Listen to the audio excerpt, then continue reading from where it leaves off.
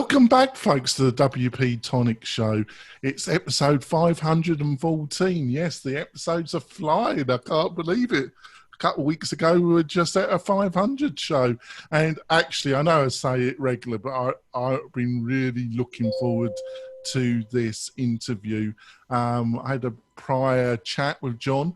We got John Whitford with us of Incomemesh.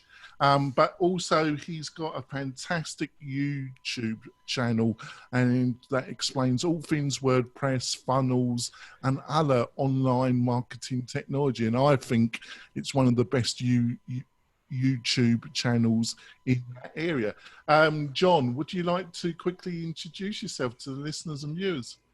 Well, yes, but I need to take a breath because that compliment kind of floored me a little bit. Wow, I really do appreciate that. And thank you guys for having me on the podcast and on the live here.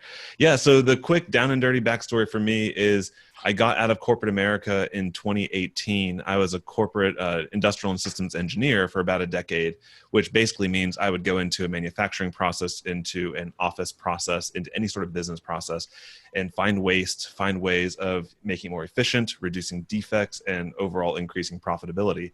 So I'm very data driven. I'm all about the numbers, all about seeing process maps and seeing how to make things better. And when we had our first daughter, my wife stayed home from her job, and I was the sole breadwinner, I guess you would say, for a while. But she started blogging pretty quickly after having our first child, and she grew it day after day. We just put a lot of blood, sweat, and tears and love into that website. And eventually we started to see that it could become a business. And that's when my other side of my brain ticked on, and I started to look at the data and look at how we could scale it, how we could use the data to actually increase how she builds her email list, how we sell our products, how much money we get per visitor on our website, and things like that. And so I dove into Facebook ads. I did all the digital marketing, direct response marketing techniques that allow you to take a visitor and create revenue from that. And over the last 5-6 years, it's grown into a 7-figure business. And it basically got to the point where it made no more sense for me to continue working in corporate America. I was actually losing money by doing that job, which is kind of weird because I actually liked my job. It's one of the rare backstories. Most online marketing gurus are talk in a negative way about their corporate life, but I actually enjoyed it. But I like what I do now way more. So now I started this website, Incomemesh.com, as kind of a way for me to tickle my own curiosity. I love finding new tools, meeting amazing founders like Adrian and working with companies and just breaking tools and figuring out how they work and sharing everything that I learn on my YouTube channel. But my primary business is with my wife as we help teach moms how to start their own websites, how to learn WordPress, and how to make money through blogging. So yeah, that's about my backstory there. That's great. And I've got my great co-host, Adrian. Adrian, would you like to introduce yourself to the new listeners and viewers? Hi, everyone. My name's Adrian. I am the CEO and founder of Groundhog. We help small businesses launch their funnels, grow their lists, and scale their business with proven digital marketing and automation tools. That's great. So what we're going to be discussing during the show is the main theme of the show is going to be funnels, how to build effective funnels, the things, if you're beginning to look at marketing automation, what are some of the things you've got to understand that will stop you going down the wrong path. We're also going to be talking about the latest tools, software. It's going to be a feast of funnels. But before we go into the main subject, I'm going to talk quickly about some of our great sponsors, because without my sponsors, I wouldn't be able to do this show, because it does cost money, actually, folks. Our main sponsor is Kinster. Kinster have been our main sponsor for over a couple of years. They're a fantastic WordPress-only hosting provider. They specialize in learning management systems, membership, WooCommerce, anything where you need that little bit of extra oomph for yourself or for your clients. They're one of the best hosting companies I've ever dealt with. Superb ethics, great 24/7 support. The real nice thing is the person that you normally speak to is the person that ends your ticket. You're not waiting on the phone, being moved from one individual to the other, trying to find somebody that actually knows what they're talking about. That rarely, if ever, happens with Kinsta. So if that sounds good for you or your clients, go over to Kinsta, look at one of their plans, hopefully buy one. But the main thing is to tell them that you heard about them on the WP-Tonic show. Our other sponsor is a real friend of the show, another great WordPress product. It's WP Fusion. Now, if you're into funnels or you're into marketing automation, and you should be in 2020, for yourself or for your clients, and you're needing to communicate with something like Groundhog, a native CRM, or a SaaS one like ActiveCampaign, and you really want a really fantastic rock solid system, you need WP Fusion, not only for yourself but for your clients' websites. I could go on about all the things it can. I'm going to leave that for John to cover a little bit. But if that sounds really interesting, go over to their website, buy one of their packages, either for yourself or for one of your clients, and also tell them that you heard about them on the WP-Tonic show. So, John, how are we going to go down this road of funnels? Where shall we start, John? Oh, well, I've thought for a whole about 5-10 minutes before hopping on live with you guys of 3 different examples I've used in real world to create profitable funnels. And so we can dive into those actual tactics of like how you set that process up.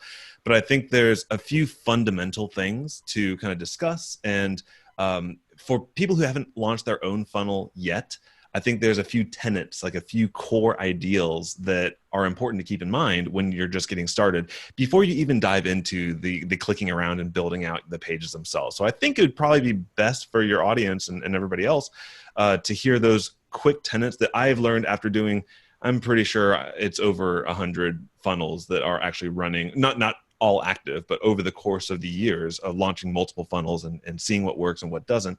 So these 5 things I think are the most beneficial to keep in mind when you're just getting started. So shall I begin? Yeah, it's good. Off you go.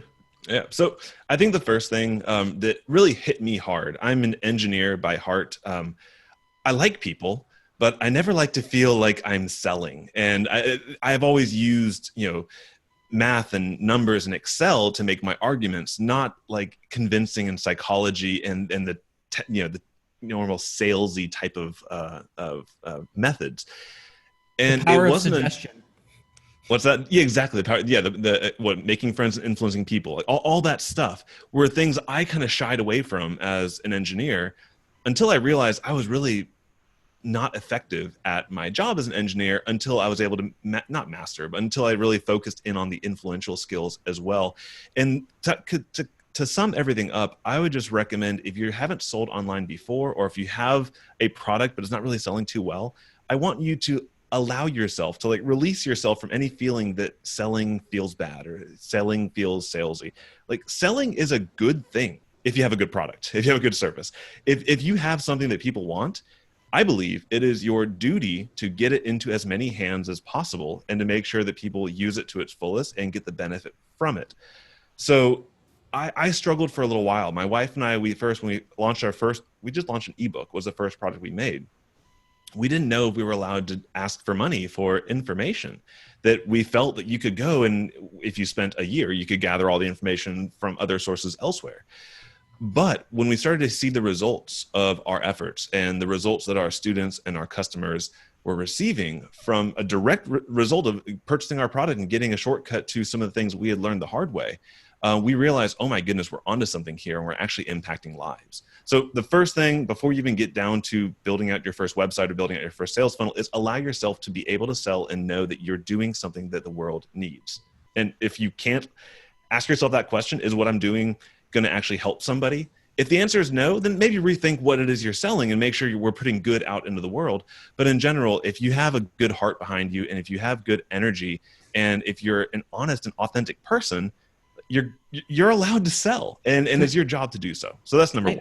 Can I jump in really quickly? Because I just want to put additional context on that. And I think you covered probably one of the biggest obstacles that new founders and new business owners, especially information entrepreneurs, struggle with, because they think that the information that they have is not worth anything.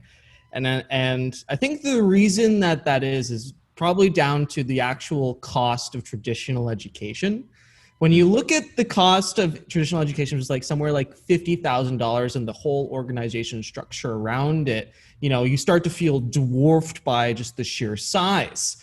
But in reality, as someone who's gone through, if you're the person who's gone through some sort of struggle and then found a resolution that can greatly impact someone's life, if you look at the results that people today are getting from university, and if you look at the results people are getting from your program, you could probably charge, you know, just as much as some university out there, and still be on the low end of the value for dollar spectrum.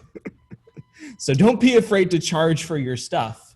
Exactly. And, you know, it kind of on that point as well, we've tested having the same amount of information offered for free and then offered for money, not a lot of money, because it was also offered for free, but, you know, charging versus giving it away for free.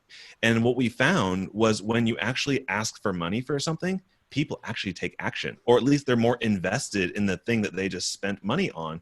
So you may be feeling, if you feel like you just want to give everything away for free, you actually might be doing your customers a disservice that you're not realizing, because if all you have to do is put an email address in or just click a button to get all this amazing information, you don't really have skin in the game.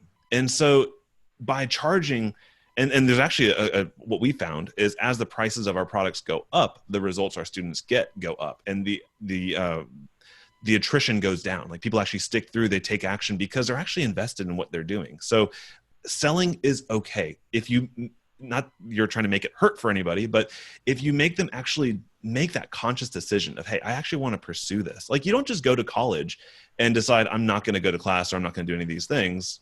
I know some people do that, but anyways, most people don't if they're paying for it themselves.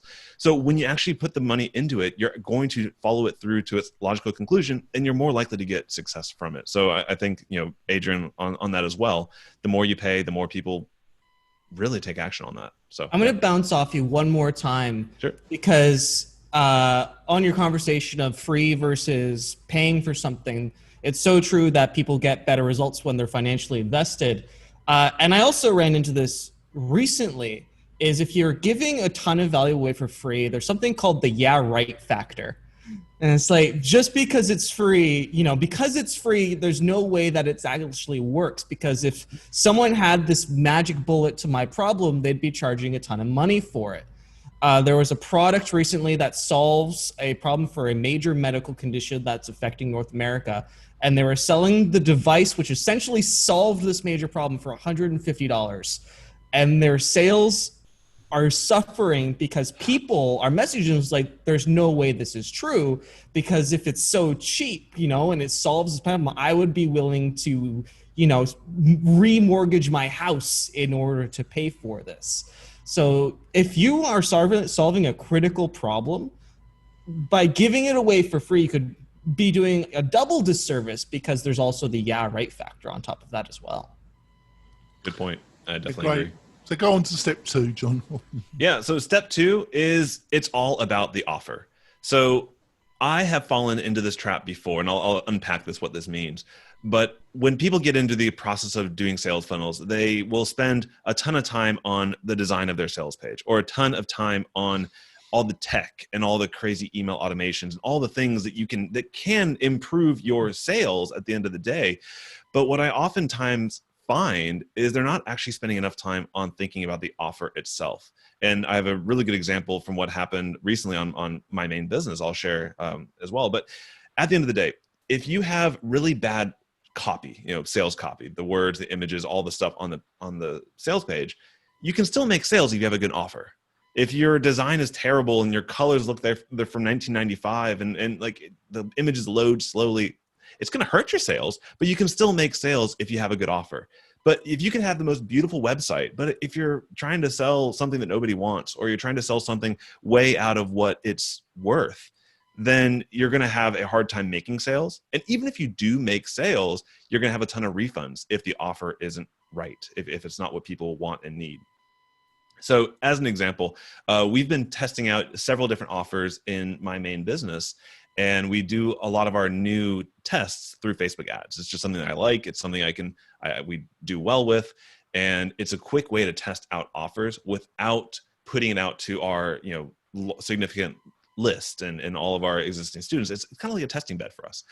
And what we found was a small tweak to an offer can make all the difference. No change to the design, but simply adding in a different component or focusing on something in a different way can make all the difference from having an unprofitable sales funnel versus having a very profitable sales funnel. And so when you're getting started, the mindset is number one. But the second thing is before you get into the tech, because once you get into the tech, sometimes you never get out of the tech and you never really focus on the fundamentals of what really matters. So I really urge anybody to drill down and think about who is my ideal customer, all that stuff. We're not going to dive into customer avatar and things like that, but understand really what they want, what they need, and give them a little bit of both. If you just give them what they need without anything that's kind of sexy and what they really want, it's not going to do that great. If you give them only what they want, but no substance in the thing that they're buying, they're not going to stick around for very long. You need to make sure you give them what they want and what they need and have a healthy balance between the two. Step 3. Yeah. Step 3 is make sure you have a clear customer journey. Now we're getting a bit more into the tech and a bit more into the actual funnel process, because the general idea of a funnel, right? We didn't really give that basic definition at first, but you have a step-by-step process, a journey that the customers can take, and you're going to basically at the end of the day put a whole bunch of people into the top of this thing, and some people will make it down to the next step, some people make it down to the next step, some people would make it down to the next step. So that journey of where those customers go and how they proceed through that funnel, it really depends on the clarity and the logic of that customer journey. Every industry is a little bit different on this, but you want to make sure that if you were in the customer's shoes and you're being presented with these offers in this sequence, in this timing, step by step by step, are you still with it? Like, are you progressing, and does it make sense? And are you still interested? Or sometimes what people do is they'll make a sale, and then when it comes to the upsell or the bump offer or the next step in that sales funnel process, it's like they're coming out of left field with something that doesn't make any sense compared to the thing they just purchased. And so having that clear journey and walking a mile in your customer's shoes, go through your own process, not from like making sure it's all working, but does it all make sense? And plan out that journey and think about what is the next thing. Let me start that over. In general, when you buy something, you're buying a solution to a problem.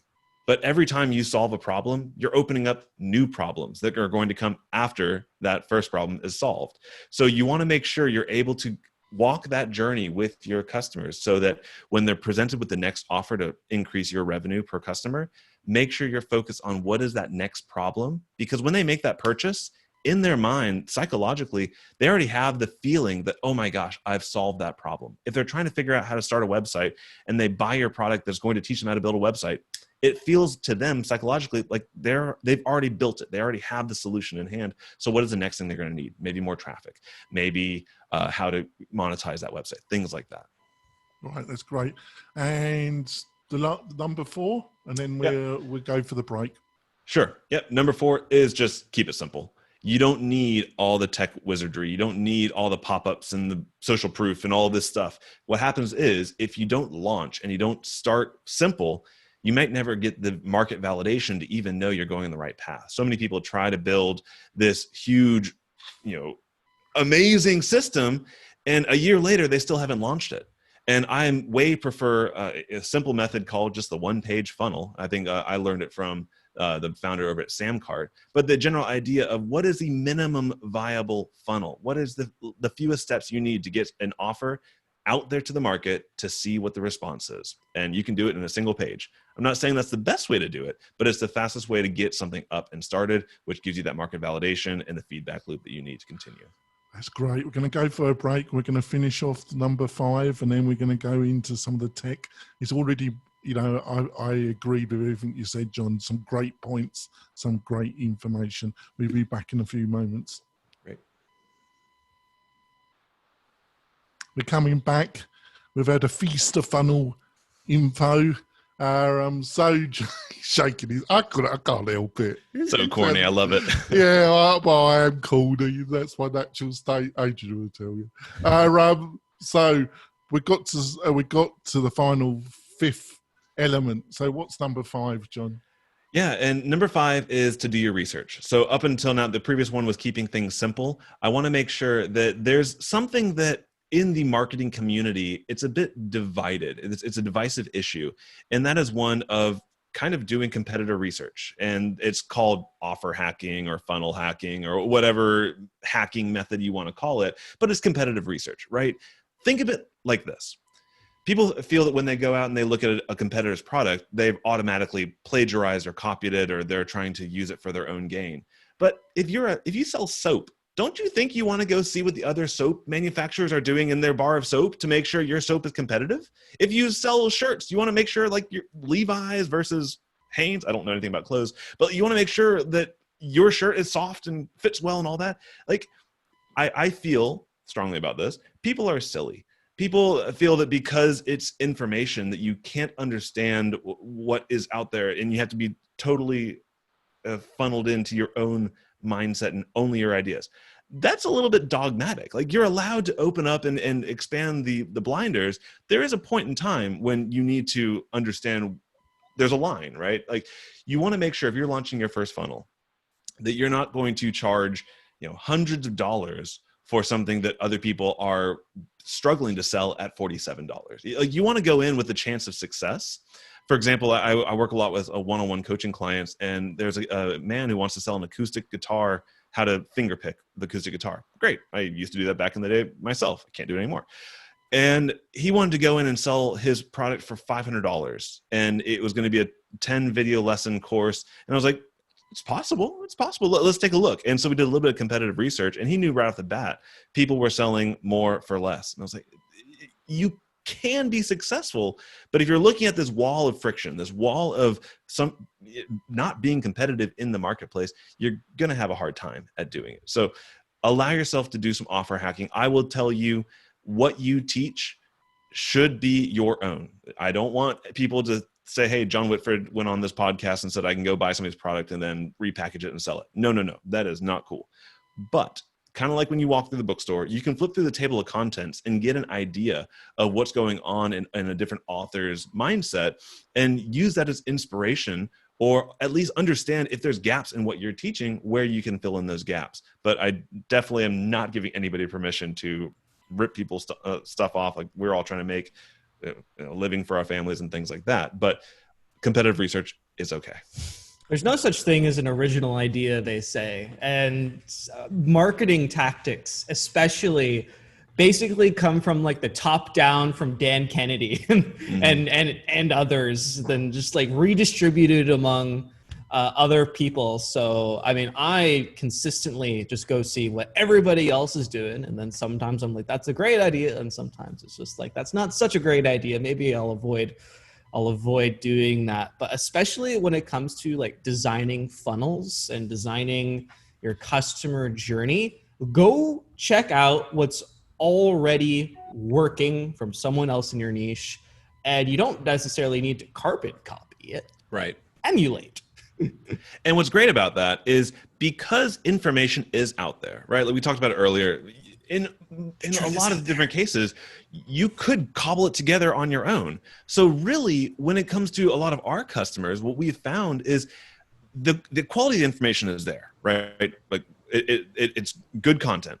But it's also the fact that they want to learn from us. And it's not just the information, but it's also the relationship that you build through your free content and through how you support them and the accountability and just that level of you-ness that's in your product. The information itself is only part of the actual product and the actual business model. So competitive research is allowed because you all have something special, whether it's your personality, whether it's your humor, whether it's whatever it is, they can align to you more than one of your competitors as well. Yeah, that's great. So we've gone through these 5 higher principles. So, and it's great stuff. And you made me think a bit, and I'm worried now. I'm going to have to go back. Well, I know some of it's not very good anyway. But so we're thinking the high things, but how do now, have you got some advice and a case study about how you apply those 5 on the first funnel that you're going to build? Yeah, sure. And if it's okay, my wife and I, we bike to the office now. So it's kind of fun. We're chatting about this idea where we have a 6-year-old daughter. We have 3 kids. And that's part of like our niche and industry is being able to embrace that we're parents and we're not doing this for Lamborghinis. We're doing it for Pokemon cards and stuff like that for our kids. So anyways, we were biking to work this morning, and we were working out a way for our 6-year-old daughter, because the world is so crazy right now with all the stuff that's going on. We're trying to give her some really useful projects because we don't even know what school's going to be like. Anyways, so we're looking at a business we can start with her and let her run it and understand it and kind of see a bit of the finances, and also fund her own future Pokemon purchases. It's really blowing up in our household here with Pokemon stuff. Anywho, so we're going to build her a funnel. And we're excited for it. And I want to walk you through the thinking that I have and like the different components that comes into working through that funnel. So she's 6 years old. She's not going to be teaching people how to make money online. She's not going to be walking people's dogs. There's few things that a 6-year-old can really do in a way that I feel is safe, especially in 2020. So what we're going to do is we're going to create kind of an e-commerce crafting website, where she will be able to, she likes folding paper and doing origami and all these different things. So we're going to have different paper products, and we'll be able to sell them. And, we'll walk through different product offerings and things like that. But here's something that, this is a kind of cute example. We're not going to go into the big 7-figure examples, because I feel that keeping things simple is really valuable in these types of talks. So selling paper flowers, when you're doing physical products and e-commerce products, what I like to think about, how can I maximize the revenue of these offerings? It doesn't always have to be selling them something different than what they just bought. So for example, if a new customer arrives to our website, we'll offer them a coupon for buy one, get one free. If they give us their email address, they'll get a coupon for buy one, get one free in their email. That makes sure that we're starting to build an email customer database as well, without any risk to them. Anybody would give their email address in for a simple coupon, and it's a paper flower store. They're not going to be too fearful of being spammed from doing that. So coupons are a great way to get emails, because they might not follow through with the purchase yet, but at least you have the opportunity to do follow-up through email marketing after that, using fantastic tools like Groundhog. And so once they have that coupon, a simple low ticket, especially with e-commerce, people want to build up trust with the business. So I don't like to come straight out of the gate with your premier package. We might try to sell them a single rose, a single paper rose, or a wool rose. My wife told me that wool is a thing for crafts, so that's interesting. So we'll play around with something like that, where as they're going through the checkout process, using tools like WooCommerce and cart flows, or a number of different ways of setting up the technology here, you can put a little paragraph on the checkout form called a bump offer. And it simply gives them a little checkbox, which allows them to increase the value of their order by simply reading this and saying, yeah, that would make sense. So when you're looking at a bump offer, this is something that before you've actually received money from the customer, right? They're at the checkout page. This is a critical step. It's really important for you, when you're creating a bump offer, not to make something so simple. You need to make what the bump offer is so simple, because if you're trying to explain this new thing that they weren't looking at to buy, it can really hurt your conversions. And this is proven through a lot of testing of what offers work where. So in the bump area, you can offer more of the same thing, or something that requires so little explanation that they're like, oh yeah, I know exactly what this is. That's going to be your best case scenario. So in this example, if we're trying to sell them a single rose, the bump offer will be, would you like to upgrade from a single rose to a bouquet of 12 roses of various flowers for an additional $5, or whatever price? We need to work on our pricing strategy right now. But the idea here is you don't have a lot of space. You don't have a lot of time to make that offer clear. So make it something very simple and very easy to understand. All right. So that's the bump. I don't know if you guys want to chat about that or just keep walking through this. Keep going. Yeah. Keep going. We're on the roll. Yeah, on a roll. You're great. You're great at explaining this, because to try and explain this verbally in a coherent way is not easy, but you're doing a great job, John. I'm going to use my hands a lot as I'm speaking as well to help out. So once the money is received, in this case, we're going to sell them a rose, and there's probably, I'm going to say we're going to get probably a 40 to 50% uptick on the bump offer. Let's use some rough math here. Let's say we're going to sell a rose for $5, and then it's going to be an additional $15 to go from one rose to a bouquet. So a total of $20 for that product. We'll see if this works. I'm not planning on quitting my existing business for this business, but it should make enough money for her. Anyways, once that order is placed, what most people expect is to go to a thank you page and maybe an order confirmation page, and it's done. And we might start there. But the idea of sales funnels is once you have somebody who's just made the conscious decision to spend money on you, a couple of magical things have happened. One, they've released a chemical, they've released dopamine, they're excited, they're feeling good, they're happy, because people like to spend money. Like, look at my Amazon history ever since this madness has started. People like to spend money when it makes them feel good. So that's one thing that's happened. And the second thing that's happened, which is really unique, is credit card companies have this amazing magic, technological magic that allows them to continue to keep that order open for a short period of time for you to continue to make additional offers to that audience. Instead of them having to say, hey, do you want this now? Put your information in again, put your credit card in again. You can simply ask them, hey, after would you like to receive a personalized video of the creator making your bouquet and see a little snapshot of your bouquet being made by our 6-year-old daughter? If so, just click the button down below and you'll be charged $27 or $17 to have a personalized video message sent from the creator of the bouquet. That would be a perfect upsell, is what we're planning on doing for our upsell, because she's great on camera. She likes to do choreography and all this fun stuff. So we'll offer them some personalization, which is great because it creates a better bond, and also it will increase our possibility to retain that customer for future purchases, because now they're not just buying a flower, they're buying a relationship. They're buying an understanding, and they're becoming part of something greater than just the flower itself. So upsells are where I like to increase the price. Let's say you're selling something for $7. You could offer the upsell for $7 as well, or you could go to $27, because with this magical technology, you're allowed to figure out where your customer is, and you can use data in whether Google Analytics, however you choose to do it. There are a million ways of identifying this, but you can figure out what is the optimal price point, what is the best way to figure things out. And because of, and this is where the verbal explanation gets a little bit tricky, you don't have to be done at no. And I feel like I married up. I love my wife.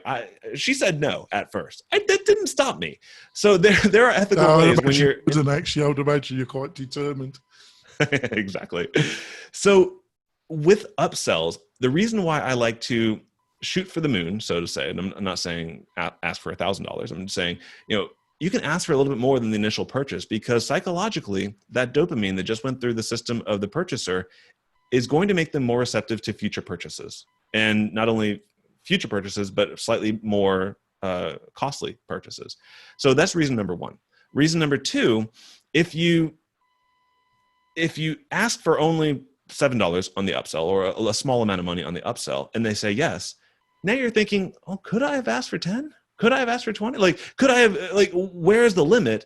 And our personal strategy is to, after the initial purchase, offer them a solution to the next problem, or, in this case, a personalization at a higher price. Because if they say no, there's one last chance. I don't like to abuse this, but there's not only upsells, there's also downsells, where if a purchase is made and they decide that the upsell wasn't quite right for them, depending on the software you use and depending on your strategies and your relationship with your audience, you can offer them, I would say, one more try to say, okay, you didn't want this $27 offer, but would you maybe like to send a rose to your family member with a personalized note?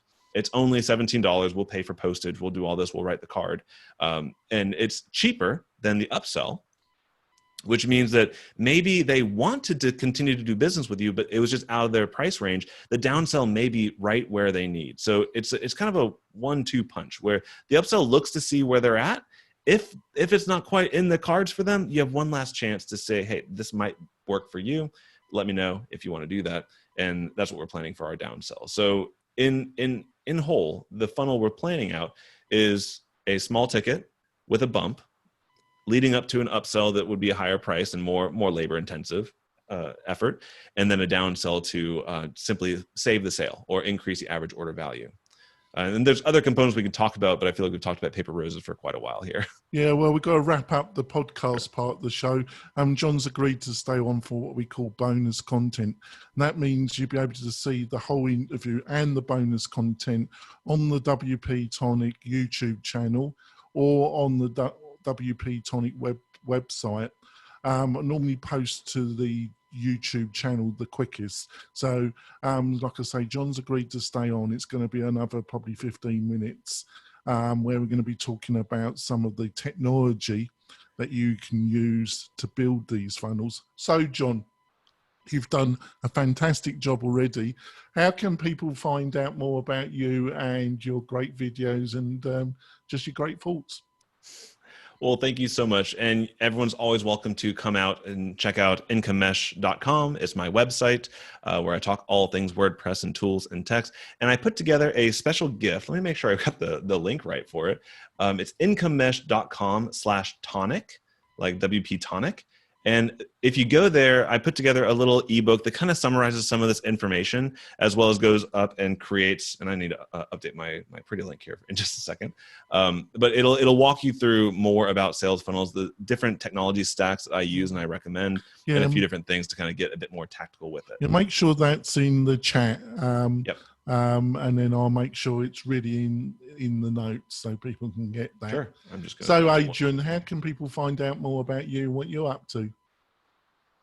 So if you're curious about, well, I mean, John's just done a really great job of setting up the sale all the way up to where someone does the upsell, the downsell, the purchase, the checkout. But what happens after? And a lot of the time afterwards, we kind of just ship the product and we wash our hands. Like, well, that was a great interaction. Sometimes, though, you need to continue that conversation in order to ensure that this person becomes a recurring customer. You can do that through a variety of ways. The way that is my favorite is through email marketing automation. We have a vast, extensive suite of tools that will allow you to both nurture as well as regain previous customers in order to entice them in order to make a repurchase. And we have lots of tutorials on how to do this as well. You can go to groundhogwith2gs.io to pick up that free tool that'll help you get started. And we also just launched a brand new course today, which talks about how to get more 5-star reviews using a proven review funnel. This is, of course, absolutely free and no charge, and will help you set up a review collection system with Groundhog. So you can turn all of those new purchases into 5-star either Google reviews or Trustpilot reviews or wherever you decide to collect your reviews. Yeah, that's great. And folks, I'm doing a webinar, a free webinar on the 4th of August. That's Tuesday, the 4th of August at 9 a.m. Pacific Standard Time, with the CEO of Lifter LMS, Chris, my friend, and we're going to be discussing Lifter LMS 4.0, Lifter groups, the groups add-on. We'll be talking about how to use Animator with Lifter. It's just going to be a feast of Lifter LMS information and how to help you build that first course.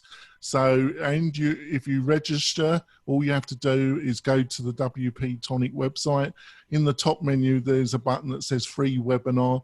You can register for free, and you then will be able to join us, and you'll be able to ask any question about Lifter LMS to Chris Bajar, like I say, the CEO of Lifter LMS. So I think it's going to be a fantastic webinar. Please join us. I think it's going to be a heap of fun. We're going to wrap it up. Like I say, come over to the Bones content. I think it's already been a fantastic conversation, but we'll see you next week, folks. Bye.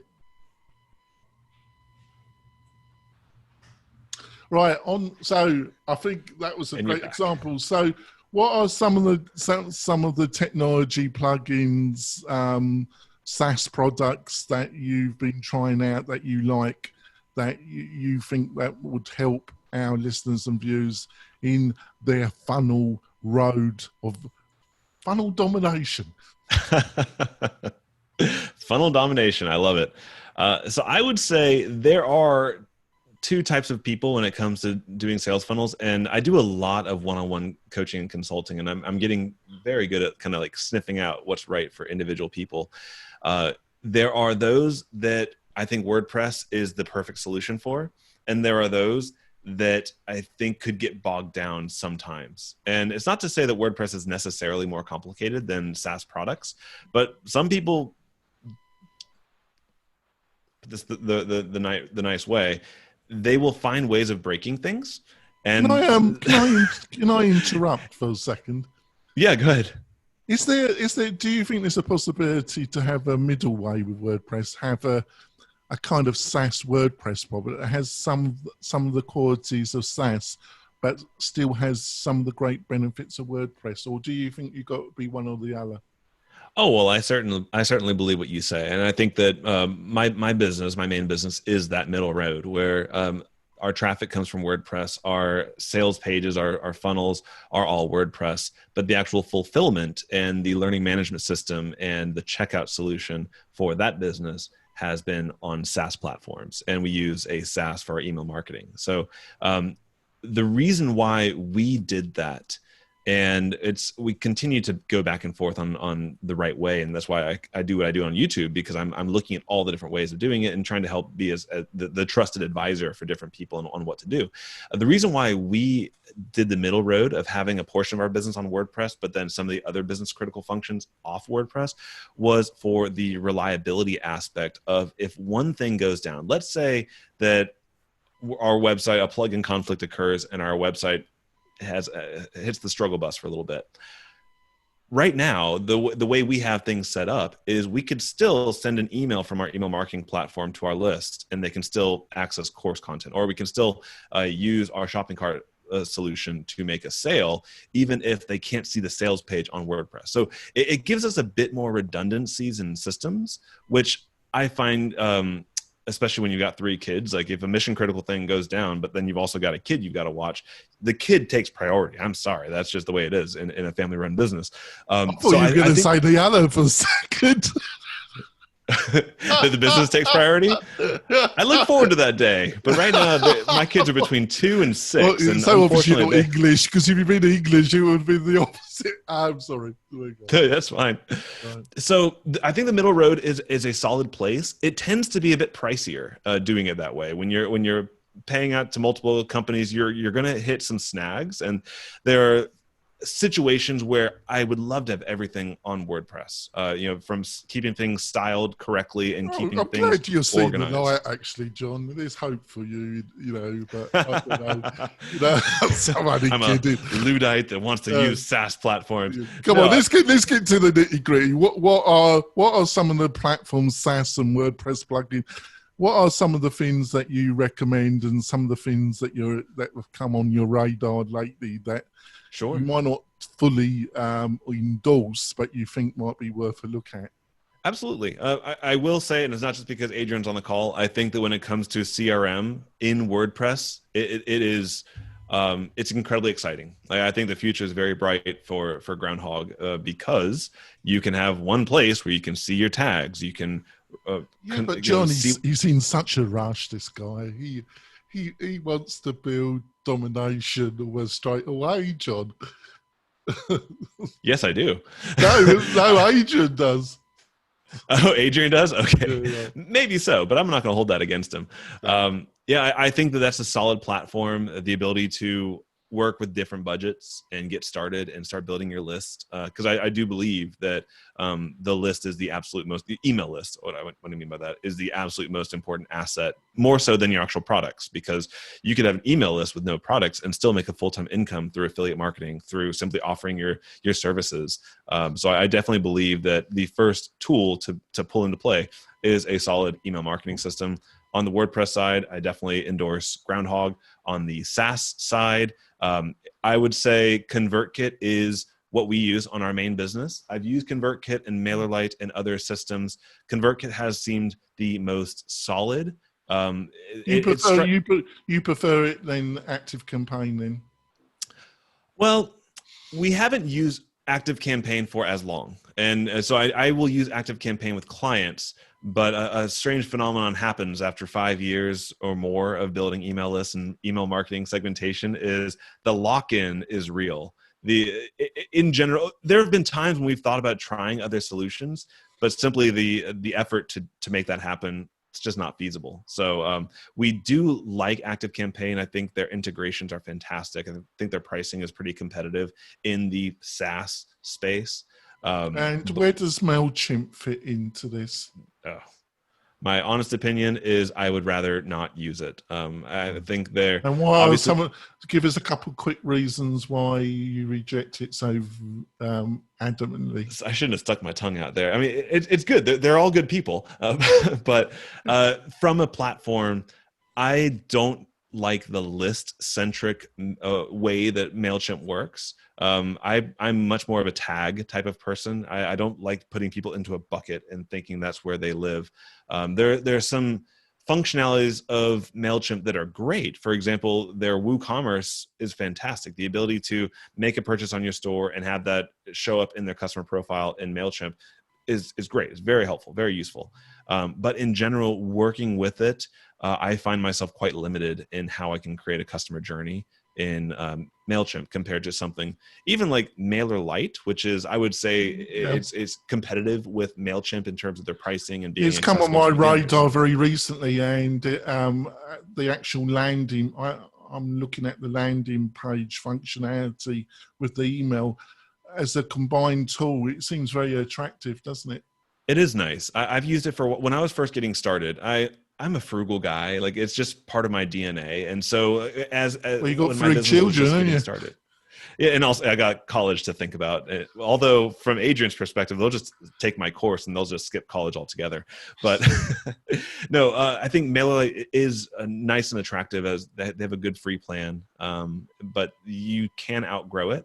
I definitely think that as your business starts to become successful, the tools like ConvertKit and ActiveCampaign, I do think your email marketing platform is something you want to invest in. You want to make sure it's solid. And that's where I think Groundhog is really, it's light years ahead because it gives you some of the functionality that the other tools do, but it actually kind of keeps the pricing in a way that it totally works for beginners or advanced people as they're going.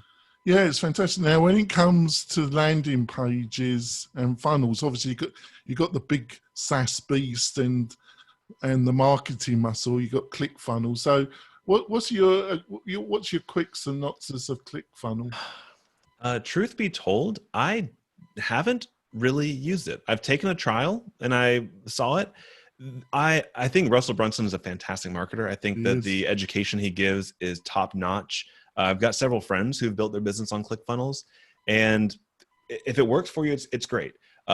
There were certain things that just wasn't right for me. I felt that the lock-in was a little bit, it was a little bit too much, and it kind of... It's locking and there's locking, isn't it? Yeah. So when it comes to that type of a funnel building platform, I do think that Kartra is a competitor to ClickFunnels. And from what I've seen, and I've used it for a little bit, kind of testing around, I'm an affiliate for it, and just because I think it's a solid alternative to ClickFunnels, and it's not promoted that much. People don't really know about it as much, but that is a solid option when it comes to all. Well, it's a strong marketing team. The 2 founders have got a strong online marketing background, haven't they? Yes, yeah, you're exactly right. I think the people who started that one started Webinar Jam, I think it was. Webinar Jam. Yeah. So and that's a solid platform. And then there's something that's new that's popping up that is caught my interest. It's kind of tickled my fancy a little bit. I'm playing with it.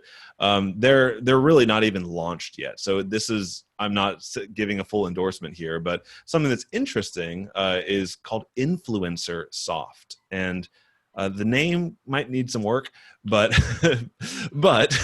what's interesting... This close away from you know who, right? I talked to my wife about it, and I mentioned it, and she just goes straight to saying the other name that we all know in the industry. But what's interesting about them they are trying to rename themselves, aren't they? Yeah, they're trying to distance themselves away from their own names. That should tell you something, really, John. Yes, and also the famous nickname that they've created for themselves. So about simplicity. Anywho, what's interesting about some of the newer platforms is the fact that they're getting more friendly to less developer-minded people. People that I'm not a coder. I can code in Excel and I can make very basic HTML websites, but I'm not a coder myself.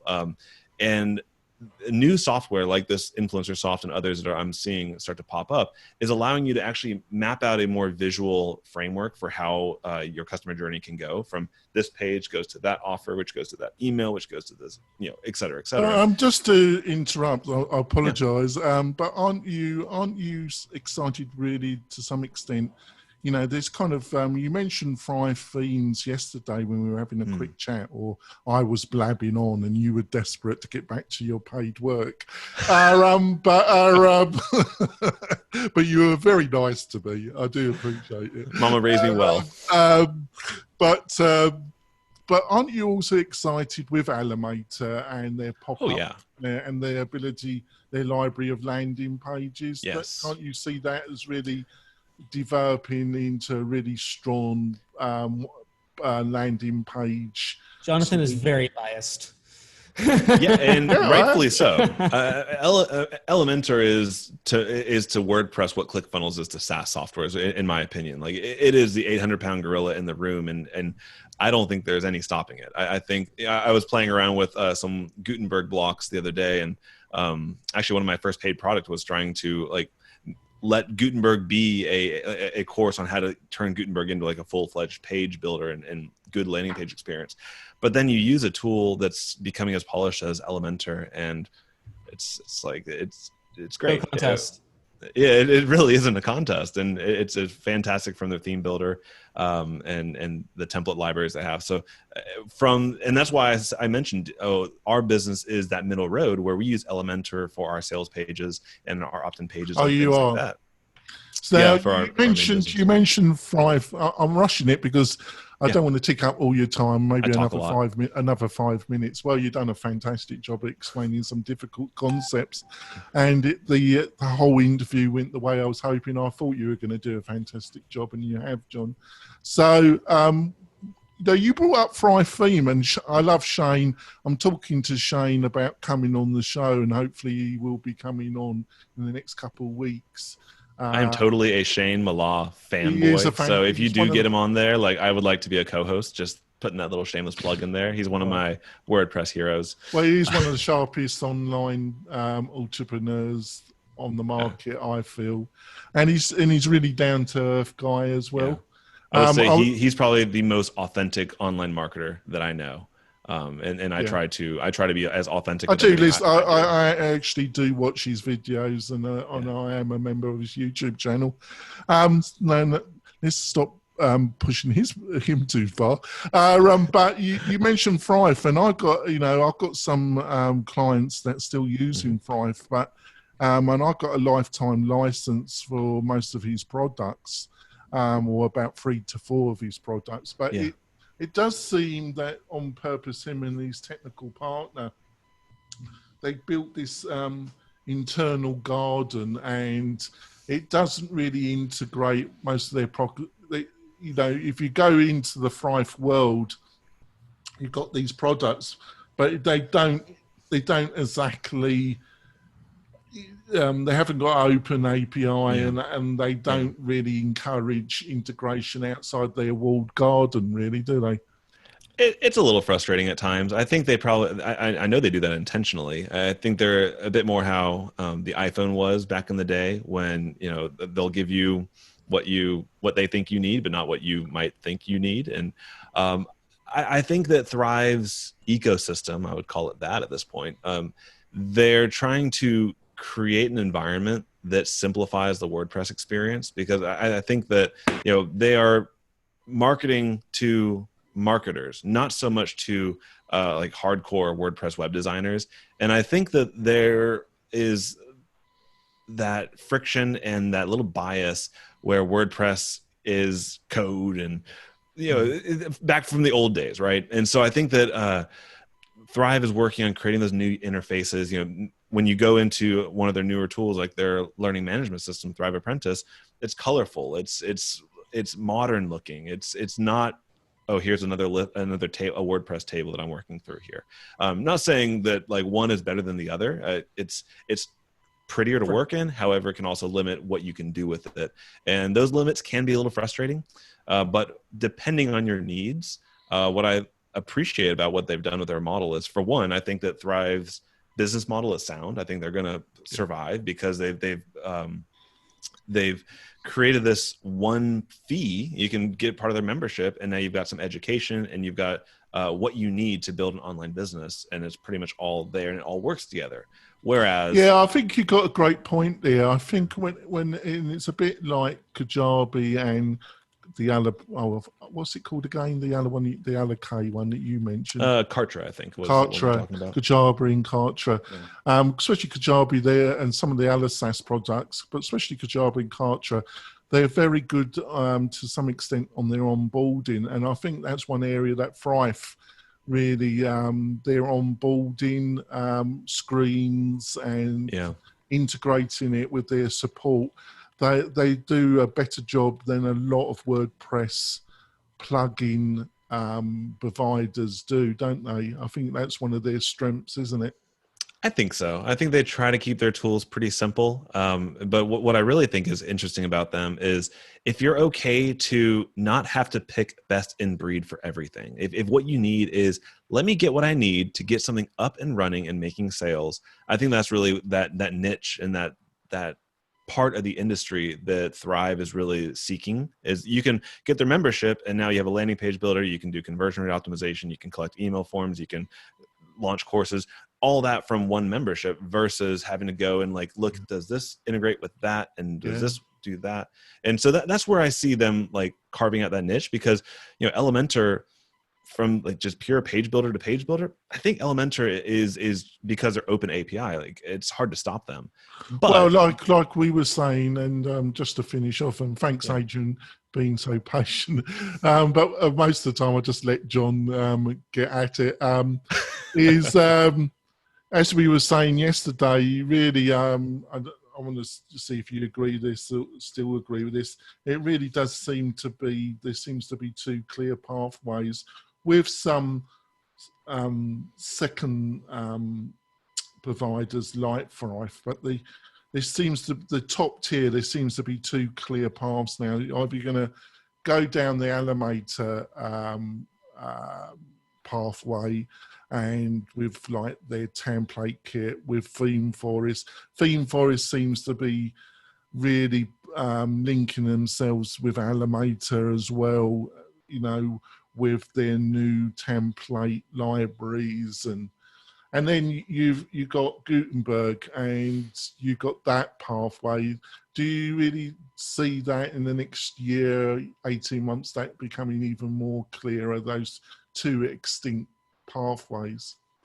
yeah, I think that's just indicative of like a general business cycle. I mean, there's that proliferation phase where like there's a new opportunity, and then there's proliferation of all these different people trying to make it in there because it's a, you know, the grass is plentiful, and then like clear winners start to emerge. And I think Gutenberg, simply by being default, it is the default option, so that's going to be there, and it's supported in core. So I think that's. I'm sorry to interrupt a little bit, but Matt, when he was last interviewed, and I think it was WordCamp Spain, I think he was being interviewed, he seemed very dismissive of Elementor. He said that when Gutenberg got to a certain threshold of usability and also functionality, that they would be forced to go down to integrate with Gutenberg. And I really don't see that. What do you think?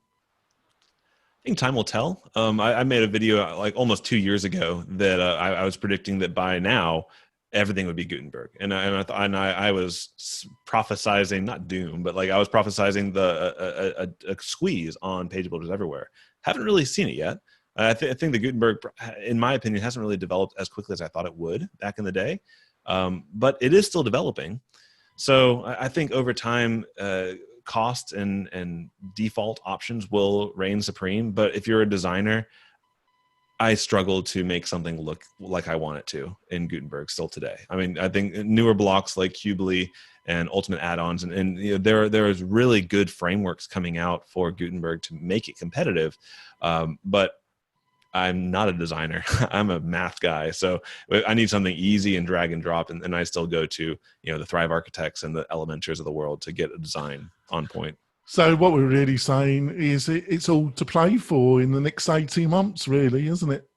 I think so. I think that you can go either way. You can go Elementor, you can go Gutenberg, and you can be successful. And that, like I said earlier, if you have a good offer, who cares what tools you're using? If you have a good offer, people are going to buy it. Like, just to like bring the conversation full stop, which tools will reign supreme? I feel that I've fallen prey of focusing on that topic more than actually like serving an audience and getting my offer out there, and actually letting the tech fall in the wayside, because it's occupational hazard of reviewing tools. I think about the tools a lot, but I really think that pick something that's at least showing health, whether it's Thrive, whether it's Divi, whether it's Thrive Architect, whether it's Gutenberg, and move on and serve an audience, build an audience, serve an audience, and build a business. Well, I think we wrap it up now. John, thank you so much for spending so much time with us. It's been a fantastic interview and plus bonus content. Like I say, John's YouTube channel, I think it's up to the same quality of Matt Medeus, of the Matt Reports reviews. I think your consistent quality of YouTube videos, is fantastic, John.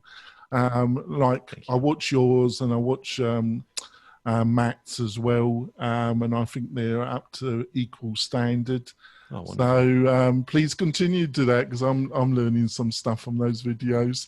We'll be back next week with another great guest like John. We'll see you soon, folks. Bye. Thank you.